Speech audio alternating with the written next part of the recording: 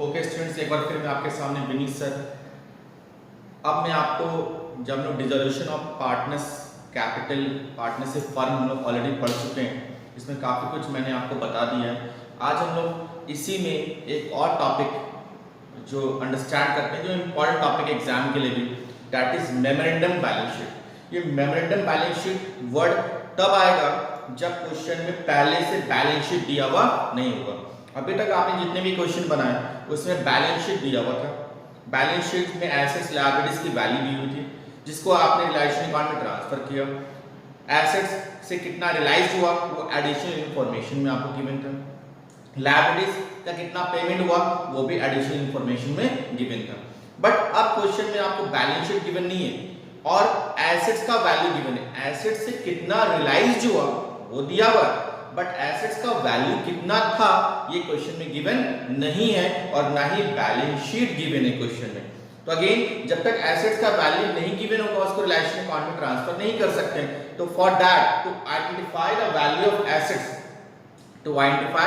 Assets, memorandum balance sheet is created in dissolution.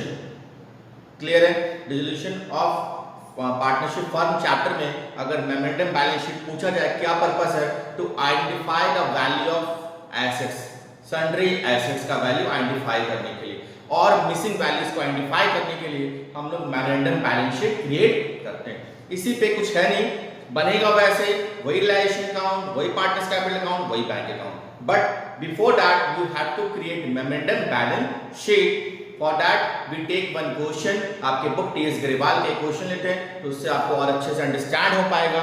तो question है आपका टीएस ग्रेवाल का 24 नंबर एलोकेशन। मैं क्वेश्चन के बाद पढ़ देता हूँ आप लोग के लिए। A and B two partners are there, profit losses share कर रहा 4/7, 3/7 मतलब 4:3। अगेन उसके बाद बोल रहा फंड डिसॉल्व करिए 31 मार्च 2020। आप देख सकते हैं क्वेश्चन में कहीं भी बैलेंस शीट गिवन नहीं है, but some informations are given. What is that? On the date of dissolution, जिस समय डिसोल्यूशन हुआ, in that case partners A का कैपिटल था 1,25,030 एंड बी का था 2070। क्लियर है? क्रेडिटर्स दिया हुआ है 23,150, कैश भी गिवन है 4520। रिमेनिंग एसेट्स मतलब कैश को छोड़कर बोल रहा, रिमेनिंग एसेट रिलाइज्ड। मैंने बताया था कि अगर बैलेंस शीट गिवन नहीं है तो यहाँ पे एसेट्स से कितना रिलाइज हुआ वो दिया हुआ है, लेकिन एसेट्स का वैल्यू कितना था वो क्वेश्चन में कहीं भी गिवन नहीं है। तो आपका एसेट्स से रिलाइज कितना हुआ 1,24,910, एक्सपेंसेस दिया हुआ 1,860। अगेन इससे आपको निकालना है, क्रिएट करना है। तो सबसे पहले आपको मेमोरेंडम बैलेंस शीट बनाएंगे। तो मेमोरेंडम बैलेंस शीट जब बनाएंगे तो अगेन क्वेश्चन नंबर आपका एलोकेशन कितना 24 लिख देता हूं ऊपर में। तो अगेन सबसे पहले मेमोरेंडम बैलेंस शीट बनाएंगे तो अगेन डेट देना जरूरी है, किस डेट को? तो जिस डेट को डिसोल्यूशन होगा उसी डेट को बनेगा, दैट इज 31 मार्च 2020। अगेन तो आप देखते हैं क्या क्या वैल्यू जाएगा। तो इसमें आपको जाएगा सन्ड्री क्रेडिटर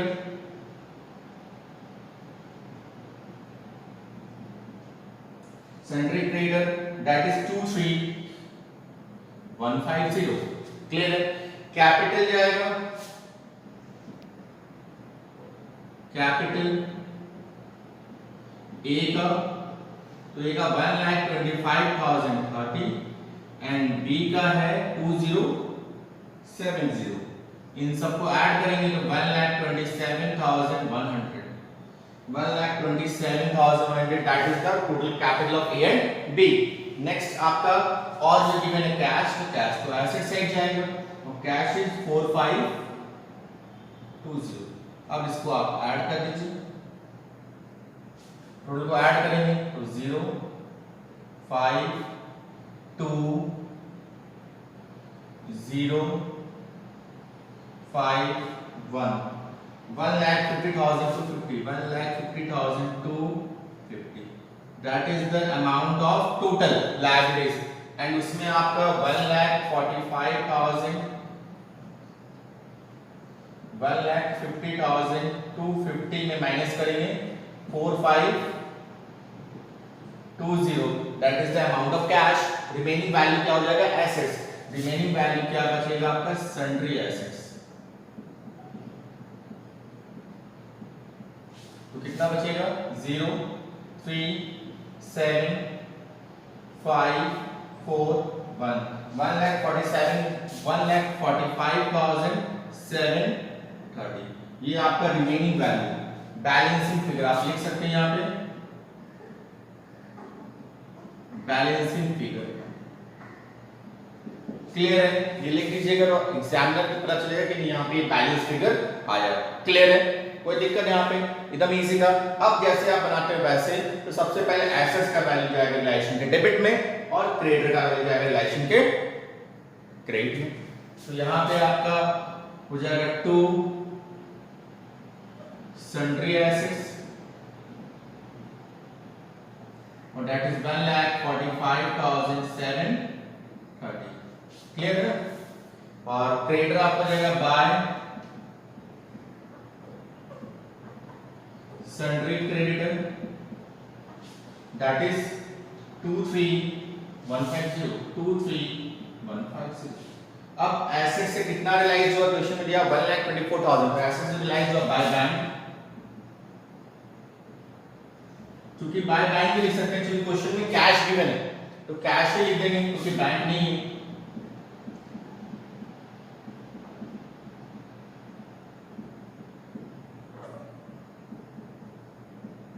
Assets realized.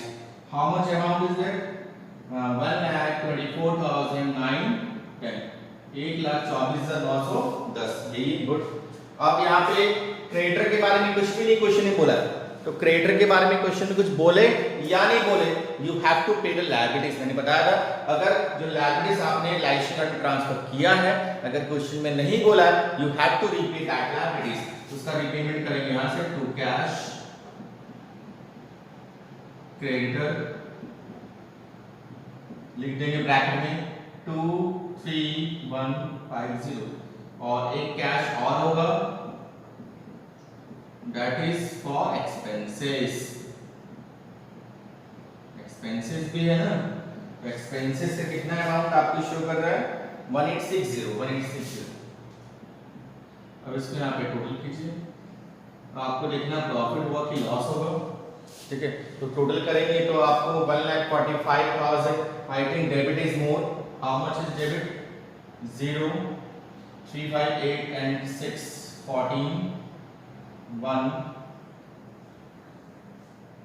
1 8 8 16 और 1 17 1 5 3 8 9 0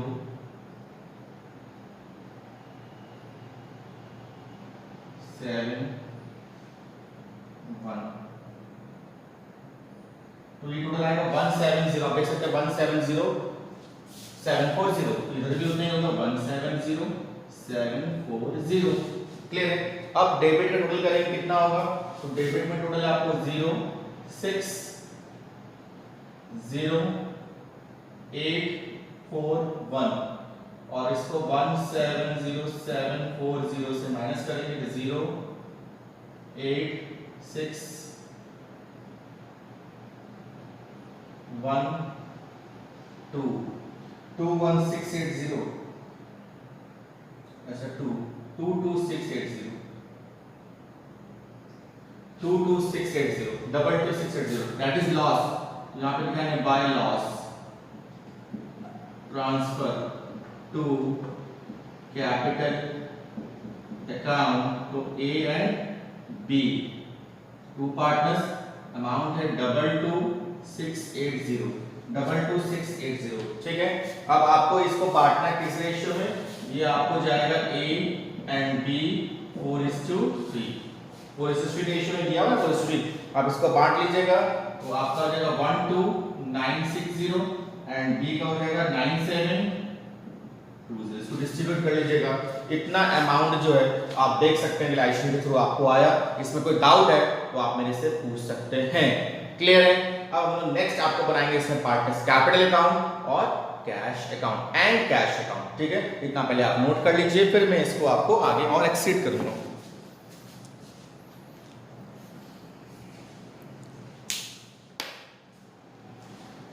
ओके देन हम लोग अब उसी क्वेश्चन को प्रोसीड करते हैं। इसमें पार्टनर्स कैपिटल अकाउंट बनाना पार्टनर्स कैपिटल में ज्यादा कुछ नहीं जाएगा, सबसे पहले इसका कैपिटल जो हो जाएगा opening capital that is by balance sheet, opening capital 1,25,030 and 2070। इसके बाद रियलाइजेशन का लॉस जो है वो शो करेंगे, तो हो जाएगा 2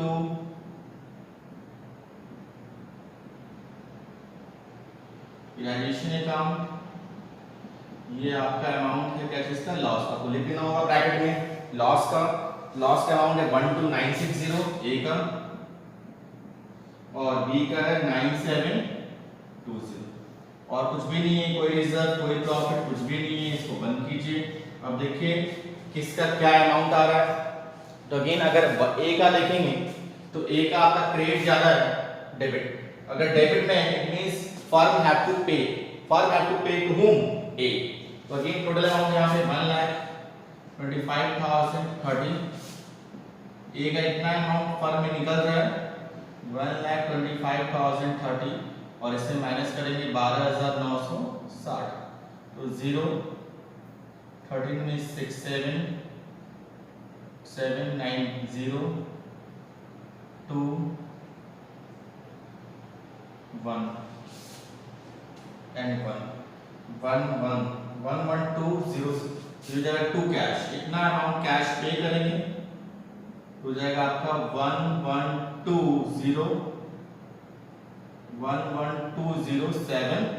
ये फाइनल पेमेंट हो गया, फर्म पेमेंट कर रहा है किसको, देखो that is final payment made by firm to A, clear है। लेकिन आप देखिए बी का जो डेबिट जा रहा है इट मींस बी जो है वो फर्म में कैश देगा तो उसका डेबिट ज्यादा है, वो ज्यादा फर्म से पैसा ले रखा है 9720, तो यहां पे लिखाएंगे बाय कैश अकाउंट, यहां पे लिख सकते हैं ब्राउट, ये ब्राउट मतलब लेकर आया, और पेमेंट यहां पे लिख सकते हैं पेमेंट, तो पेमेंट का मतलब पेड किया, फर्म पे किया किसको, ए को, ब्राउट कौन लेकर आया, बी लेकर आया, कितना अमाउंट लेकर आया आपको निकालना पड़ेगा 9720 माइनस 2070, 0 12 5 6 और 7 7650 that is the final amount that will brought by B in the firm, clear है, brought in कर देते हैं, brought in, तो brought in by whom, A, clear है, sorry B, brought in by B and paid to A, clear है। कोई doubt ऐसे पूछ सकते हैं मेरे से व्हाट्सएप के थ्रू। अब आगे चलते हैं, फाइन आपका कैश, तो कैश का जो पहले से बैलेंस है हो जाएगा 2 balance BD, opening balance cash का 4520 2, अब पैसा कहां से आया, कैश रियलाइज्ड हुआ, जो एसेट्स वही हुआ, तो वो पैसा रियलाइजेशन अकाउंट से आ रहा है, realisation account assets realised,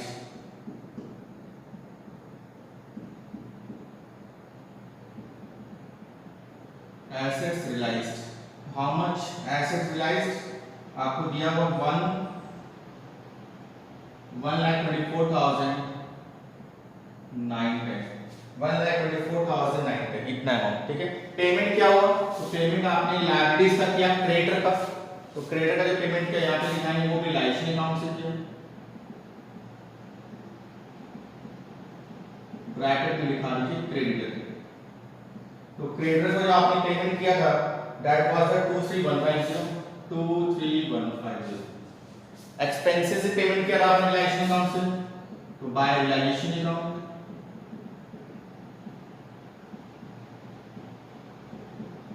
expenses, तो एक्सपेंसेस कितना पेमेंट किया था आपने 1860। अब पार्टनर्स का पेमेंट हुआ, ए का पेमेंट हुआ, यहां पे लिखना पड़ेगा by S capital, S capital लिखाएंगे 11207, लेकिन बी जो लेकर आए वो भी आपने शो करना पड़ेगा 2 बीस कैपिटल, कितना 7650, इसको क्लोज कीजिए, इसको क्लोज करिए, क्लोज करें दोनों टोटल क्या होगा इक्वल होगा। आप इक्वल कर लीजिएगा 1,37,080 1,37,080 that is the final closure of cash account. अगर ये आपका मिल रहा है इट मींस आपने जो बनाया है सिर्फ उसे घुसाइए। अगर ये कैश नहीं मिला इट मींस कहीं ना कहीं आपने गलती की होगी। That you have to identify in the examination. It is important question, memorandum balance sheet question exams में आते हैं 6 मार्क्स में। इजी है but you have to concentrate and practice on it. Clear है? Thank you.